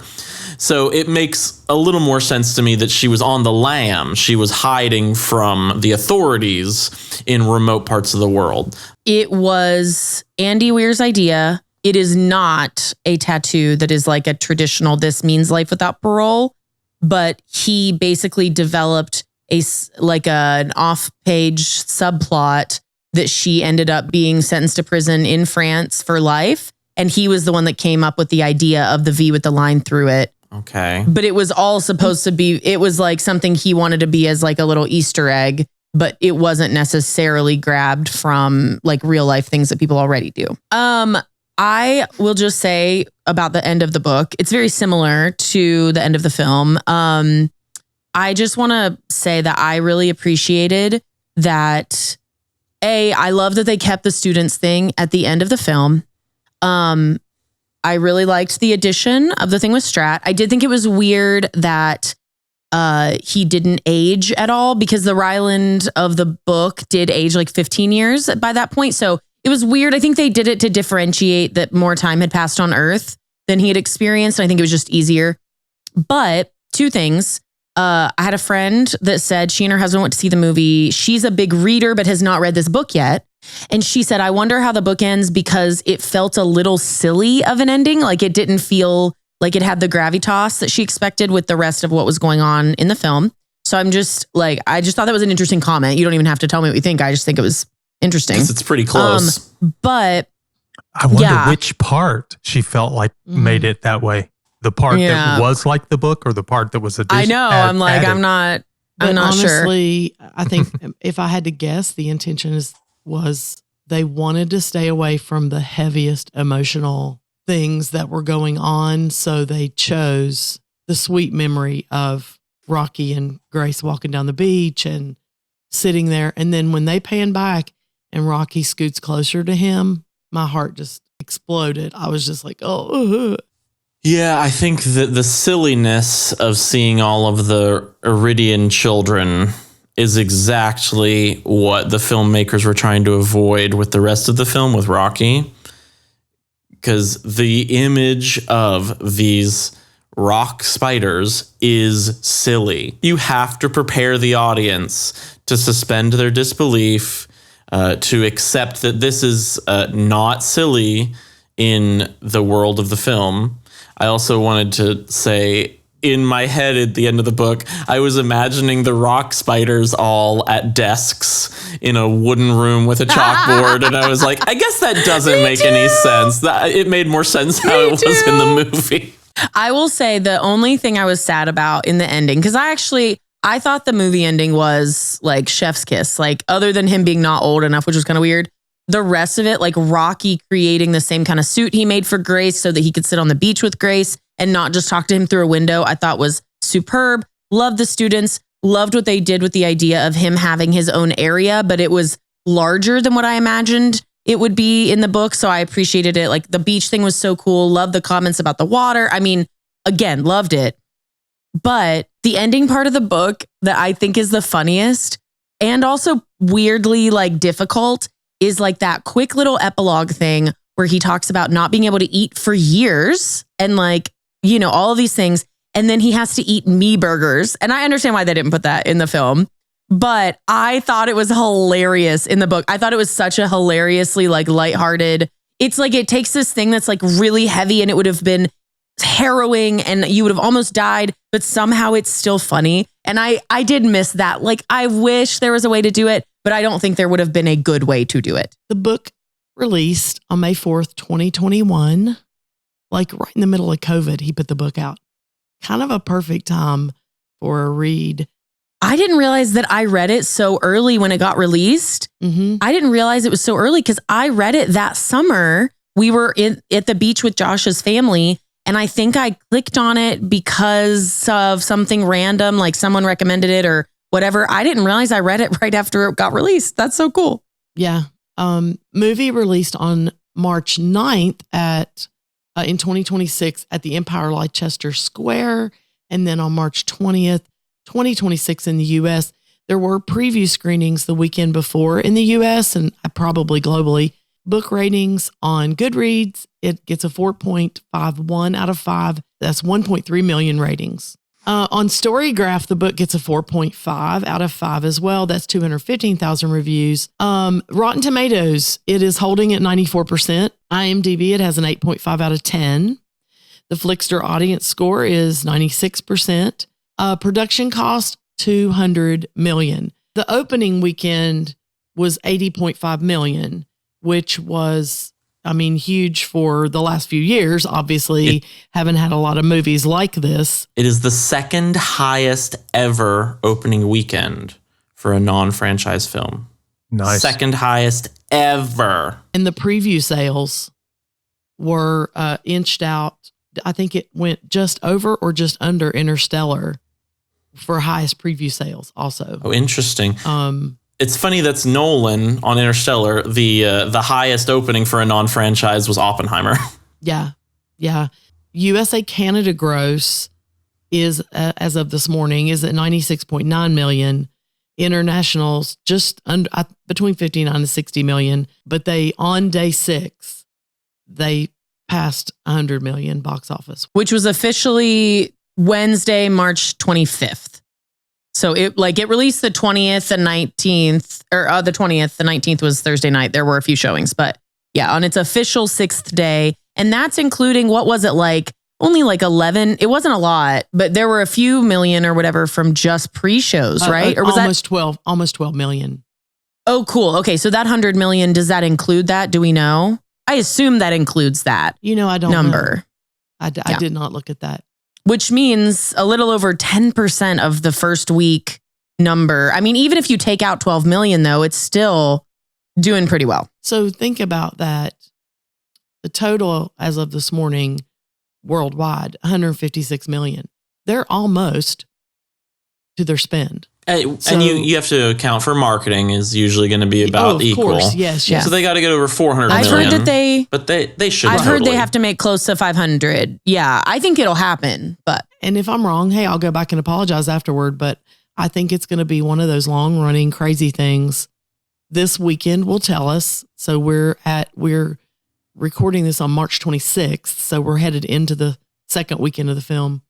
I think it'll tell the story this weekend. Will help us know, how long lasting it's going to be. Rated PG-13. It was so close to a PG rating. yeah, why was it PG-13? It was intense. The alcohol. Yeah. The And they alcohol. I just thought of that. They didn't make as big a deal as the book did about the fact that all of his swearing was the clean swearing You use heck and things like that. And they make such a big deal about that in the book. They didn't really say much about it. It didn't utilize that very much in the film, though. Oh, gosh. When he's on the ship in the book and he goes, something happens and it startles him and he goes, fudge. And he goes, is that how I talk? What? I thought that was a great line. And I was glad for that because they didn't go to the nth degree with the language. Last thing for the stats and things like that. This was filmed in the UK at Shepperton Studios. There were location shots at the South Parade Pier in Portsmouth and the Mullard Radio Astronomy Observatory in Cambridge. And the other thing I would note is the end credits were actual space images. So there was a photographer. His name is Rod Prazeres, I'm not sure. He said in an article he got an unexpected Instagram message from a production company in LA. They asked if he would license some of his work for a sequence, and I don't think they told him right away what it was. But he started shooting pictures of the stars in July of 2023 using, I don't even know how he does this, like using like huge high powered telescopes. There's a picture of him with one. So, and so the pictures of space at the end of the film are captured from his backyard in Brisbane. Like he delivered starless versions of the pictures because in the originals, the bright stars compete for attention. And so the underlying structures and color are built from his real captured data. They're all long exposure things like 5 to 10 minutes that he captures. A couple of trivia pieces here for those of you that have been living under a rock for the last several decades. Might not realize that Adrian is Rocky Balboa's partner in the Rocky movie series. Yo, Adrian is an iconic catchphrase because he's named the alien Rocky when he says, what is your mate's name? And it is an absolutely long and completely untranslatable. He says, I'll say Adrian because that's Rocky's mate. And then they use, because Rocky was the first one there, he gets the privilege of naming the planet. And so that's where Adrian comes from. So sorry, Rebekah. There are lots of things you haven't seen. I know that. Stupid. I think I've seen Rocky, but it's been a long time. But I cannot stress, even though they watched the film in the movie, the two of them were watching the film Rocky together once Rocky made his little camera thing. I literally have never understood why he chose the name Adrian. In my head, I was listening to the book and I thought, oh, he's probably picking like an agender name because he doesn't know about like Rocky's home planet and like he guesses that Rocky's a male, but like it's not this. I just assumed it was like him trying to be polite, and it's so funny. It's actually a call out to something much more interesting. If it had only been one movie or two movies, that might have been understandable, but I think there are 4 or 5. I've never seen Rocky. I've seen several of them. Franchise. Yeah, you don't have to. So who is it that's living under a rock then? I knew who Adrian was. But you don't have to. You don't have to have seen him because it's such a little meme thing. But let me be clear and transparent here. I have seen one of the Rocky films. Only one. Is it the first one? I believe it is the first one. Where he runs up the steps. This is Sandra Huller's first American film. She was Strat, which is crazy to me because she, to me, in the preview, in the trailers, I kind of thought it was Michelle Williams. No, it's Sandra Huller. She has been nominated for an Academy Award. She was in a foreign film, Anatomy of a Fall, back in 2023, that got nominated for an Academy Award. So she's had a little bit of American exposure. I did not know who she was. I didn't watch Anatomy of a Fall. I wasn't following the Oscars that year. It was the next year that I got back into it. But yeah, Sandra Huller's first American film. I really enjoyed her. She was different than the book. I really liked the Strat of the book, and I liked the Strat of the movie, even though it was a different character. I liked both of them. Can I answer a question that you posed? Yeah. Yes. Rocky was the first sports film to win an Oscar, but it was not the last one. The next one was Chariots of Fire. And then Does third Million one? Dollar Baby count? $1 Million Baby. Gosh. Yep. Rebekah, you're so impressed You got by it. me. So impressed. Well, as far as final verdicts go, I can start us off so Rebekah can go last. I enjoyed the book. I enjoyed the film. I mean, book and film for different reasons. I guess I got to go like 9.5 out of 10 on both of them. Great stuff. I'd change a couple things about both.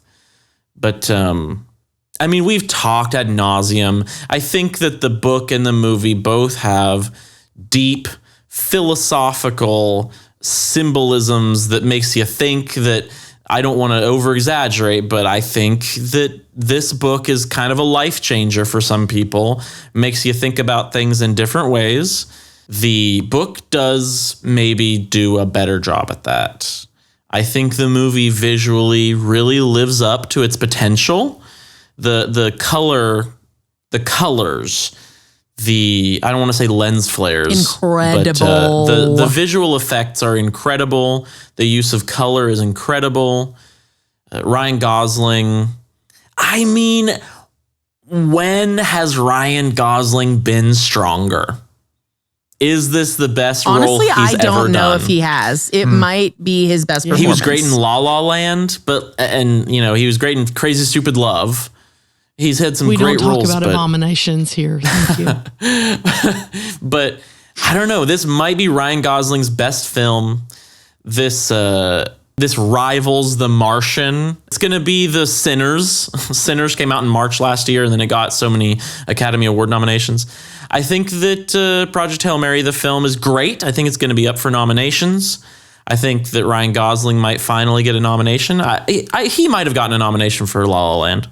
But I think that Strat, let's get her on the radar. I want to see more characters like that, sort of trying to figure out what does my humanity look like in this extreme situation. I was excited. The book was gripping.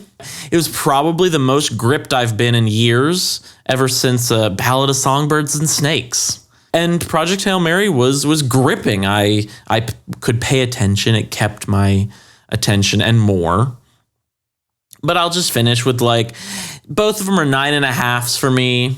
I'd change less about the book.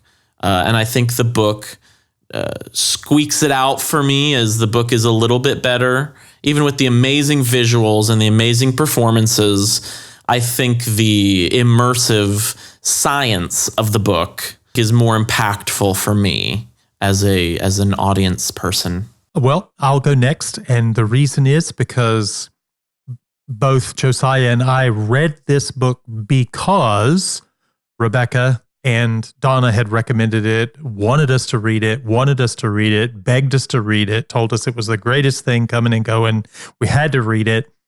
So I was scared to read it because I was afraid. You're like, if I hate it. If I hate it, it'll be like, that's their favorite book. I was very pleasantly surprised that I did not hate it. Not only did I not hate it, I thought it was a really, really well done book. I appreciated the way that it was designed, the book. I loved the discovery of who he was. He was not telling us who he was by his actions. He was discovering them moment by moment.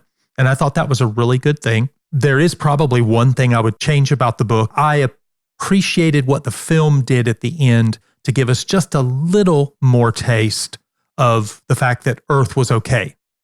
Earth had gotten the message and they were going to be able to do something.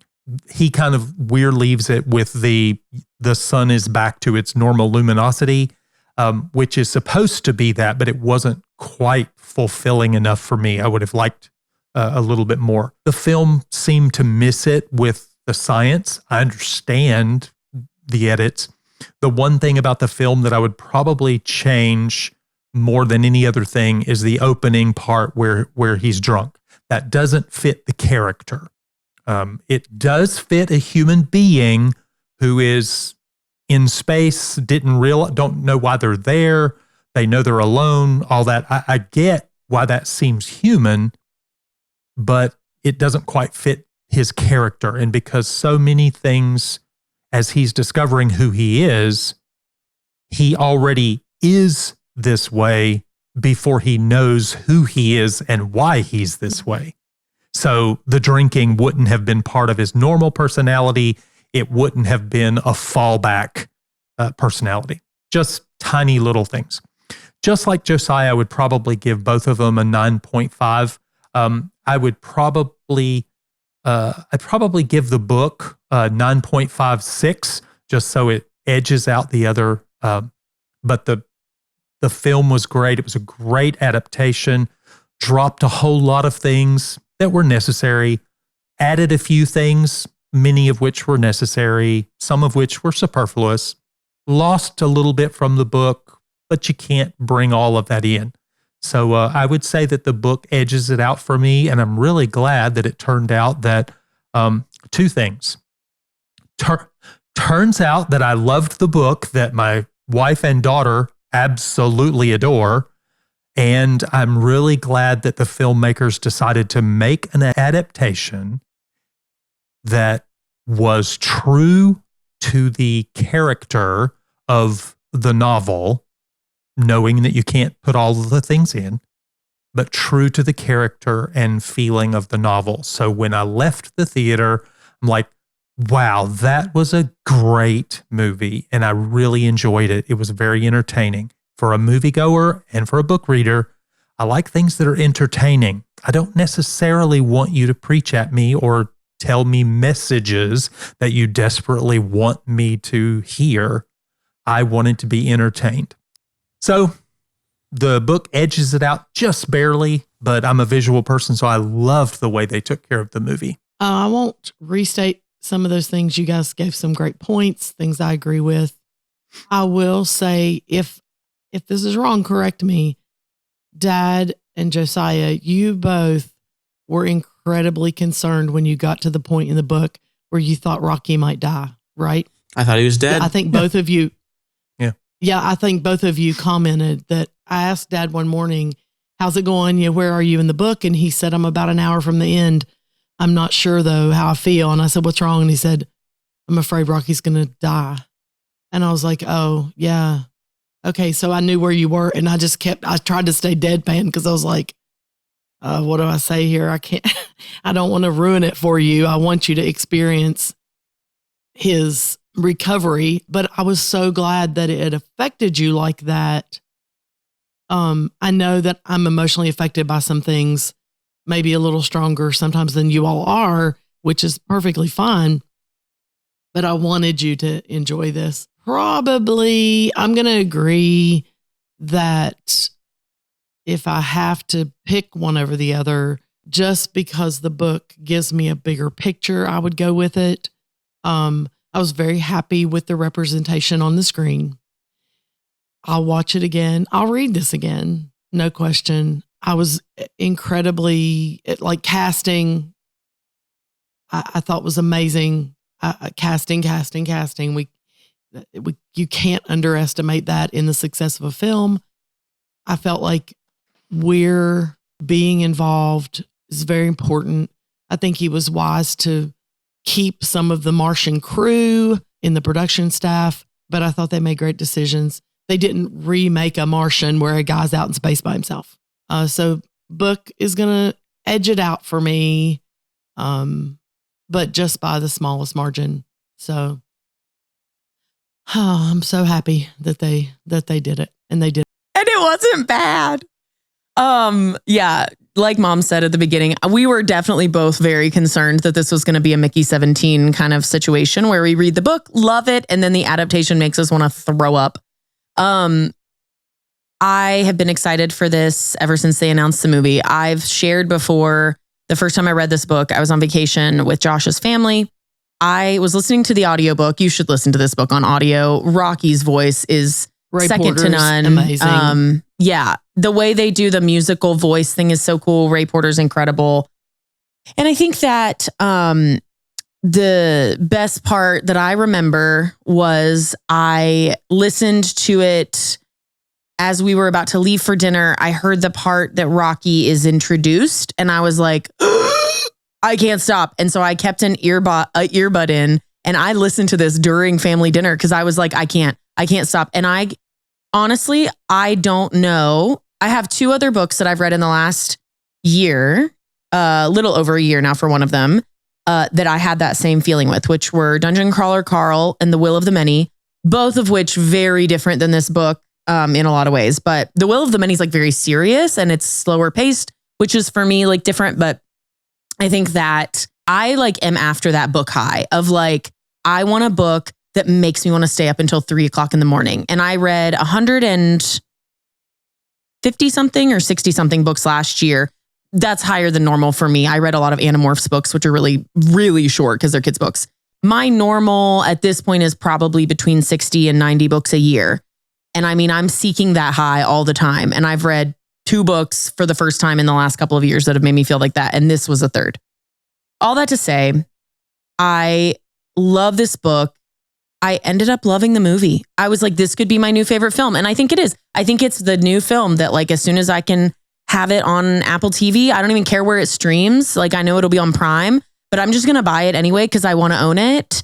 And like, I will just put it on in the background at any time, like whenever, because I love it. It honestly is like unseated Armageddon and Interstellar, which were kind of neck and neck for my current favorite film, which tells you a lot about what my favorite films are. There's a theme. But I thought the film probably had close to an equal amount of things that they added or changed that I liked to the things that they added or changed that I didn't like. And even those I think are minor complaints for sure. Genuinely, like I think that it was pretty close to similar on that front.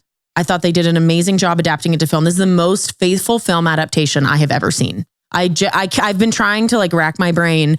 I love the Harry Potter films. We all love Hunger Games, like some of the big ones that had tons of budget behind them, supporting like a great adaptation. Dune is amazing. Like there's so many good examples, but this is the one that I think is most faithful.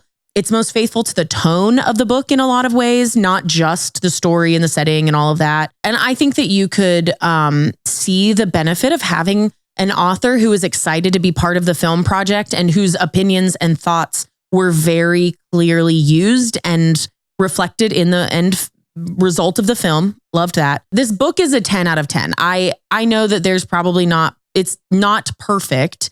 But for me, it was a 10 out of 10 because I was so excited about it. When I listened to that audiobook on vacation, as soon as I finished it, I started it again and listened a second time in a row, which is like, again, I don't do that, but this book made me want to do that. And I think that's what I'm looking for in a book. As far as the film, I think I'm going to give it like a 9.25 out of 10.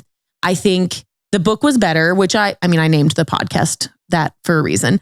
Just in that I enjoy the story more. I'm a big hard sci-fi fan. Everything about it is the kind of thing that I'm going to just love. The film honestly only loses that 0.75 for cutting some of the science and replacing it with a few minor things that I thought took away from the character of Ryland that I loved. And then number 2, the music thing that I just haven't gotten over totally. Like there were just a couple of things where I'm like, you could have Zimmered it. I like that now that I have that reference point from Josiah. You could have Zimmered it and it would have been just a smidge up there for me.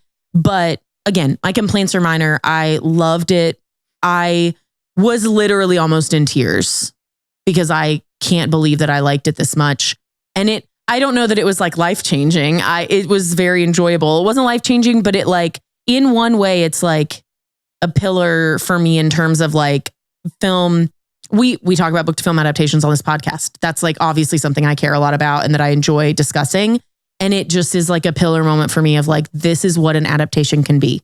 If you care about the story, if you care about like being faithful to a story that people connect with, characters that they want, world building that matters to them, like this is how you can adapt it to film in the right way. So made by a couple of people who were dismissed from a major movie company during a movie. I'm so glad. I know. Oh my gosh. Can you imagine? Did a great job. They'd actually been able to do what they wanted to do. Yeah. All right. Well, I am so grateful, baby listener, that you have just joined us for this journey. I hope you go back and see Project Hail Mary a bunch. I hope it makes $1 billion. I want to show Hollywood that people want more like this again. This felt like watching maybe one of the best movies I've seen in a long time, not just in all of the other aspects, but like in a way that felt like they cared about the story and like not having to superimpose a message that wasn't universal. And I just loved that. So if you enjoy this episode, please share it. It means so much to know that people love to share our episodes with one another. We always appreciate reviews so much. They make a huge difference to it getting surfaced on the feeds of people who've never heard of us and may not follow anyone else that's heard of us. And so it means a lot. If you want to support the show, you can also follow us on Patreon. Free followers still get email updates for new shows so that you never miss anything. And you can also pay for some really cool subscriber perks, including a Discord and just some other things going on. And yeah, I can't wait to talk to you guys on the next episode. If you want to follow us on social too, that's a great way to keep up with us. Book is Better Pod is our handle. And until next time, Grace Rocky, save stars. Amaze. You're leaking. Leaky space blob.